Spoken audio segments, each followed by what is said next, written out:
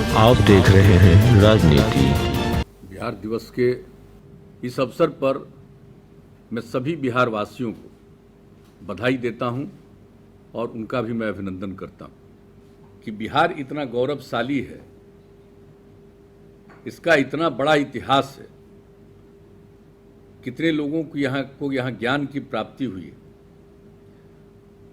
तो इसी को ध्यान में रखते हुए और पूर्व में बिहार कितना विकसित रहा है और ये जो आज राजधानी पटना है कल पाटलिपुत्र कहलाता था, और इसके माध्यम से जितने बड़े इलाकों का शासन का कार्य यहाँ से होता था, शायद अब उतना अपना देश है उससे भी बड़े इलाके का होता था। तो ये सब स्थिति थी, तो अपने सभी लोगों के मन में ये बात थी कि हम लोगों को बिहार के लिए कुछ न कुछ गौरवपूर्ण ढंग से कुछ सोचना चाहिए, करना चाहिए, लोगों को प्रेरित करना चाहिए। तो इसी बात पर काफ़ी विमर्श हुआ और ये देखा गया, अंग्रेज़ों का राज था, उन लोगों ने बिहार को एक अलग प्रांत के रूप में नोटिफाई किया, उसी को हम लोग बिहार दिवस माने और ये काम 22 मार्च 1912 को किया गया था। तो इसलिए हम लोगों ने 22 मार्च को ही बिहार दिवस के रूप में मनाना शुरू किया।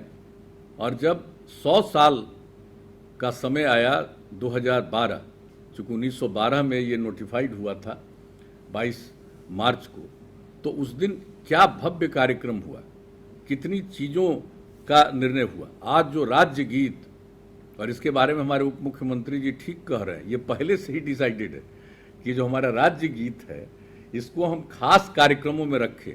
कई साल तक खास कार्यक्रमों में रखा जाता था, पढ़ा जाता था, लेकिन इधर ये काम धीरे धीरे लोग भूल गए। तो आपको जो आज उप मुख्यमंत्री जी दोबारा कह रहे हैं, ये पहले की बात है, तय है। तो हम तो ये कहेंगे सब लोगों को, हमारे सब लोग बैठे हुए, मुख्य सचिव बैठे हुए हैं, विकास आयुक्त बैठे हुए हैं, और जो जिम्मेवारी शिक्षा विभाग को दी गई कि बिहार दिवस का आयोजन शिक्षा विभाग के माध्यम से, आखिर शिक्षा विभाग को क्यों तय किया गया? वो इसलिए तय किया गया कि शिक्षा सबसे महत्वपूर्ण है और पहले बिहार में शिक्षा थी, इन दिनों हम काफ़ी पीछे रहे, तो इसीलिए शिक्षा विभाग को ये जिम्मेवारी दी जाए और इसको बड़े पैमाने पर नई पीढ़ी के लोगों को ये जानकारी दें। तो जब नई पीढ़ी के लोग, पुरुष और स्त्री, सब के सब लोगों को अगर इन सब चीज़ों का एहसास हो गया, जो पढ़े हैं, जो नहीं पढ़े हैं, उन सब लोगों के बीच में धीरे धीरे चर्चा हो जाएगी, तो सबके मन में एहसास होगा। और आप जान रहे हैं, अब तो बिहार दिवस आप जान लीजिए सिर्फ बिहार में नहीं, बिहार के बाहर दूसरे प्रांतों में और यहाँ तक कि दूसरे देशों में जहाँ बिहार के लोग रहते हैं वहाँ बिहार दिवस मनाते हैं। और आज कितनी खुशी की बात है कि आज के बिहार दिवस के अवसर पर आदरणीय राष्ट्रपति जी ने, आदरणीय प्रधानमंत्री जी ने भी बिहार को शुभकामनाएं दी है बिहार दिवस के अवसर पर। तो आप समझ सकते हैं कि बिहार दिवस का कितना महत्व है, सब लोगों ने इनको स्वीकार किया और कितने बड़े पैमाने पर यह कार्यक्रम चलता रहा है। गांधी मैदान में कार्यक्रम कितना भव्य होता रहा है, कितने लोग पुरस्कृत होते रहे हैं, कितनी नई चीज़ें सामने आती रही हैं। लेकिन अब किया क्या जाए, ये पिछले साल जो कोरोना हो गया उसके चलते ये बंद हुआ, लेकिन इस बार हम लोगों ने कहा कि भाई वीडियो कॉन्फ्रेंसिंग के जरिए हम इस कार्यक्रम को जरूर शुरुआत करेंगे। आखिर कितने दिन तक हम बिहार दिवस के कार्यक्रम को नहीं करेंगे। तो आज मुझे खुशी है कि आज 109 वर्ष पूरे हो रहे हैं और इस दिन सब लोग इस काम में शामिल हैं। हम सब लोगों को अपनी शुभकामनाएं देते हैं और जो कुछ भी है, गौरवशाली इतिहास तो रहा ही है, जिसकी चर्चा हमारे सभी साथियों ने की है कि आखिर कौन कौन लोग यहाँ पर नहीं आए। ज्ञान और मोक्ष दोनों की धरती, और कितने लोगों को यहाँ ज्ञान की प्राप्ति हुई, ये आप सब लोगों को मालूम। तो बिहार के सभी लोगों को फिर से ज्ञान की प्राप्ति कराना कि ज्ञान की भूमि है, अब सभी ज्ञानी बने, तो सब लोगों को प्रेरित करने के लिए ही ये काम किया जा रहा है। अब तो आप देख लीजिए कि अब मैट्रिक की परीक्षा में भी अब लड़के और लड़कियों की संख्या लगभग बराबर हो रही, तो बहुत बड़ी बात होगी और इससे बहुत लाभ मिलेगा। और आप देख रहे हैं कि क्षेत्रफल सीमित है, आबादी जितनी बढ़ती जा रही है, तो अब जरा घूमिए, देखिए कि किन जगहों पर लोगों को आवास करना पड़ रहा है, कैसी जगहों पर जो बहुत बाढ़ की स्थिति आती है, कितने लोग प्रभावित होते हैं, कैसी कैसी स्थितियों पर लोगों को अपना आवास बनाना पड़ रहा है। तो इसलिए इन सब चीज़ों को ध्यान में रख करके ये शिक्षा पर जोर इसीलिए है कि अगर लोग शिक्षित होंगे तो एक तो जो हमारा बिहार का गौरव है, गौरवशाली इतिहास है, उसी के पास फिर पहुंचेंगे। अगर जो बिहार का गौरवशाली इतिहास है हम उसको फिर से अगर प्राप्त कर लेंगे तो बिहार न सिर्फ आगे बढ़ेगा बल्कि पूरे देश को आगे बढ़ाने में अपना योगदान देगा और दुनिया भर के सामने अपना एक उदाहरण रखेगा। ये जो होली का समय है इसको सार्वजनिक रूप पर लोगों को हाथ जोड़ करके प्रार्थना करिए कि मत करिए, क्योंकि मान लीजिए हमारे यहाँ तो कम है लेकिन अपने यहाँ भी थोड़ा बढ़ने लगा, अपने यहाँ भी बढ़ने लगा। 300 से नीचे थे अफेक्टेड लोग, अब बढ़ करके हो गए हैं 500 से ऊपर, बढ़ने लगा है। बाहर से भी लोग आते हैं, स्वाभाविक रूप से अपने घर में आते हैं, उसको बेचारे को क्या पता है कि उनको है। जब टेस्ट होता है तो पता चलता है कि पॉजिटिव, ऐसे क्या मालूम।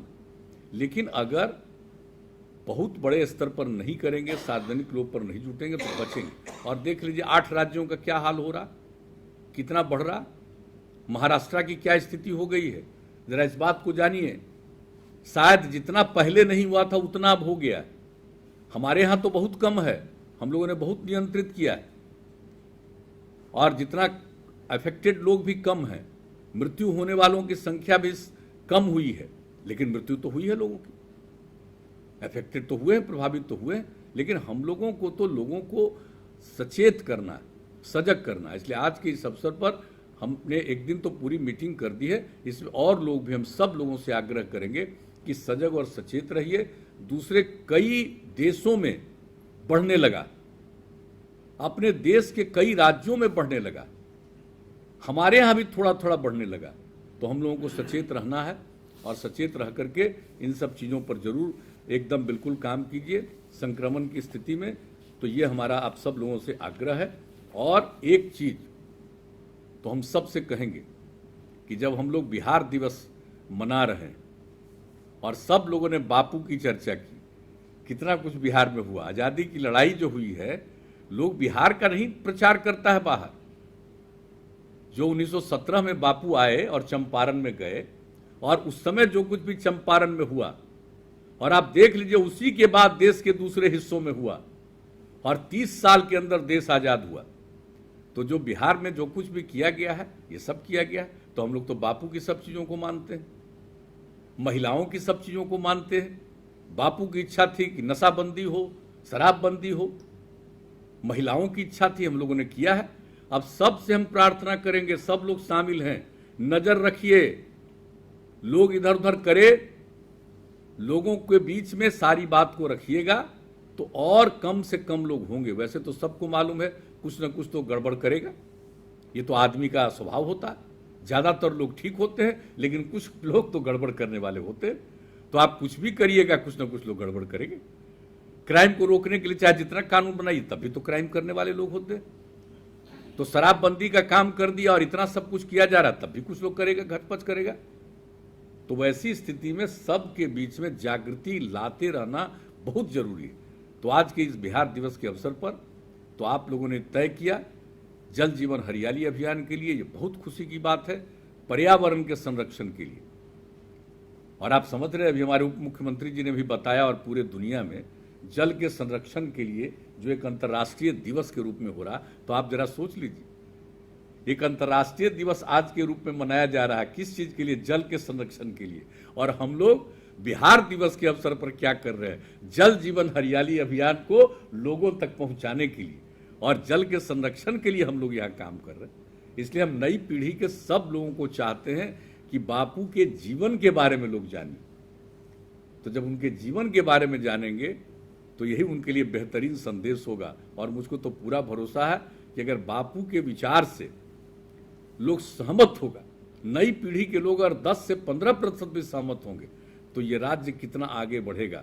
आपस में प्रेम और भाईचारे का माहौल होगा और हर तरह से तरक्की के रास्ते पर जाएंगे। तो इन्हीं शब्दों के साथ आप सब लोगों को मैं पुनः शुभकामनाएं देता हूं और सबको बधाई देता हूं। और हम सब लोगों के लिए, सभी बिहार वासियों के लिए ये आज ये खुशी का दिन है। इन्हीं शब्दों के साथ बहुत बहुत धन्यवाद। आप देख रहे हैं राजनीति।